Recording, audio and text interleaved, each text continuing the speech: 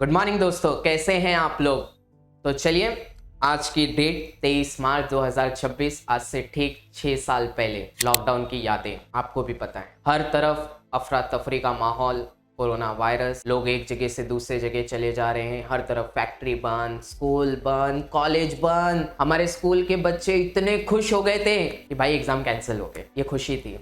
लेकिन दूसरी तरफ दुख का माहौल था, क्योंकि जो लोग कोरोना वायरस के चपेट में आ गए थे, वो लोग जब हॉस्पिटल में विजिट कर रहे थे तो वहां पे हॉस्पिटल की रियलिटी सामने आ चुकी थी कि हमारे पास हॉस्पिटल में स्टाफ की कमी है, हमारे पास हॉस्पिटल में डॉक्टर्स की कमी है, हमारे पास हॉस्पिटल में मैनेजमेंट की कमी है, और इवन बेसिक फैसिलिटी एम्बुलेंस की भी कमी है। हमने देखा ऑक्सीजन सिलेंडर की कमी हो रही थी, हमने देखा ऑक्सीजन बेड की कमी हो रही थी, और लगातार दवाइयों की कमी हो रही थी। और वहीं पे कुछ लोग उसी सिचुएशन का फायदा उठा के ना जाने कितना पैसा उन्होंने चार्ज किया, हाई हाई प्राइस चार्ज किया, 2000 की चीज 20-20 हजार में बेची।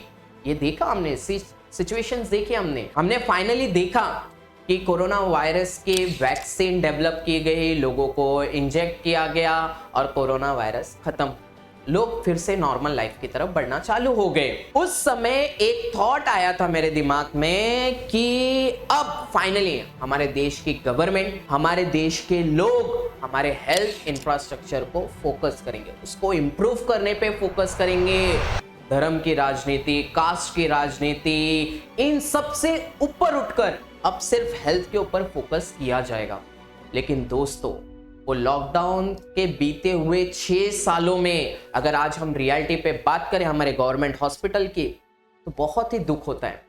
आज अगर हम हमारे गवर्नमेंट हॉस्पिटल में विजिट करने चले जाएं तो हम देखते हैं ओवर क्राउडिंग कितने ज्यादा होती चली जा रही है, हॉस्पिटल्स की कितनी ज्यादा कमी है। अगर किसी दिन 50 या 100 से ज्यादा पेशेंट्स आ गए तो उनको बैठने तक की फैसिलिटी नहीं है, उनको धूप में खड़ा रहना पड़ता है घंटों घंटों तक। नर्सेस की कमी है, मैनेजमेंट की कमी है। आखिरकार एक डॉक्टर एक दिन में कितने पेशेंट्स को हैंडल करेगा, इस पे भी तो बात करने की जरूरत है। दूसरी तरफ गवर्नमेंट की तरफ से जो मेडिसिन अवेलेबल करा के दी जा रही है, डॉक्टर की तरफ से जो मेडिसिन लिख के दी जा रही है, वो मेडिसिन अवेलेबल ही नहीं है गवर्नमेंट हॉस्पिटल में। उनसे कहा जाता है उस गरीब इंसान से कि आप बाजू में चले जाइए, एक मेडिकल की दुकान है, वहां से खरीद के लेके आइए, जहां से उस स्टाफ का कमीशन फिक्स करके रखा गया है।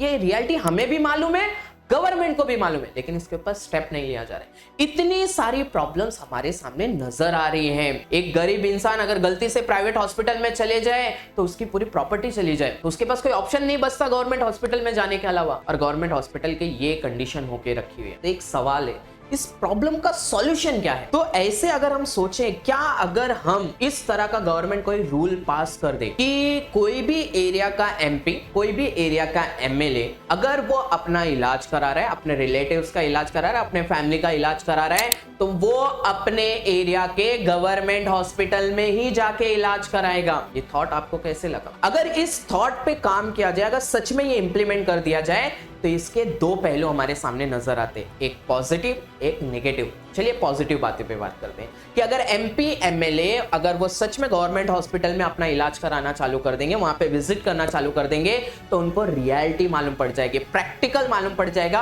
आखिरकार हॉस्पिटल में किन चीजों की कमी है, कौन से फैसिलिटी की कमी है, कौन से इंफ्रास्ट्रक्चर की कमी है। रियलिटी सामने आ चुकी होगी, अकाउंटेबिलिटी बढ़ना चालू हो जाएगी, और सबसे इंपॉर्टेंट लोगों का विश्वास बढ़ेगा उस हॉस्पिटल के ऊपर, क्योंकि जो एमपी है, एमएलए हैं, वो भी वहीं पे इलाज करा रहे, हम आम जनता वो भी वहीं पे इलाज करा रहे हैं। और सबसे इंपॉर्टेंट जो हमारे इंडिया के कॉन्स्टिट्यूशन के प्रियम्बल में लिखा हुआ है, इक्वालिटी, जिसपे हम बात करते हैं, जिस आम जनता ने एमपी एमएलए को चुन के भेजा है, वो भी गवर्नमेंट हॉस्पिटल में इलाज करा रहा है, और वो आम जनता भी उसी गवर्नमेंट हॉस्पिटल में इलाज करा रही है। इससे इक्वालिटी बढ़ेगा। ये तो हुए पॉजिटिव एक्सपेक्ट। लेकिन दूसरी तरफ अगर हम नेगेटिव पॉइंट पे बात करें, तो एमपी एमएलए ये लोगों के सर्वेंट हैं, लोगों ने ही इनको चुन के भेजा है, लेकिन इनकी सिक्योरिटी का ध्यान रखना भी बहुत जरूरी है। अगर ये कहीं पे जाते हैं, इनके ऊपर कभी भी हमला होने का चांसेस रहेगा, उनके सिक्योरिटी पे एक बहुत बड़ा क्वेश्चन मार्क रहेगा, जिसके लिए बहुत सारे सिक्योरिटी पर्सनल्स जाएंगे,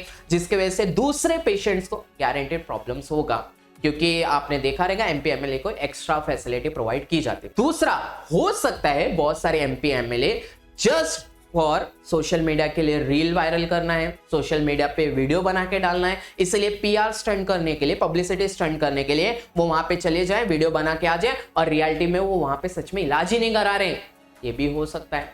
और तीसरा सबसे बड़ा जो पॉइंट निकल के आ सकता है, हो सकता है कि सर एमपी एमएलए भी, वो भी तो एक ह्यूमन है, उनके भी अपने राइट्स हैं, उनके पास भी डिसीजन का पावर होना चाहिए कि वो गवर्नमेंट हॉस्पिटल में इलाज करा रहे हैं कि प्राइवेट हॉस्पिटल में इलाज करा रहे हैं। ऐसे ना जाने कितने डिस्कशन करने के पॉइंट्स हैं। दोस्तों, आपका इसके ऊपर क्या सोचना है कमेंट करके जरूर बताइएगा। और हेल्थ इंफ्रास्ट्रक्चर का इंप्रूव होना हमारे लिए बहुत ज़रूरी है, आम जनता के लिए बहुत ज़रूरी है, तो इसके ऊपर आवाज़ उठाना भी बहुत ज़रूरी है। मिलते हैं अगले एपिसोड में, तब तक अपना ख्याल रखिए। बाय दोस्तों।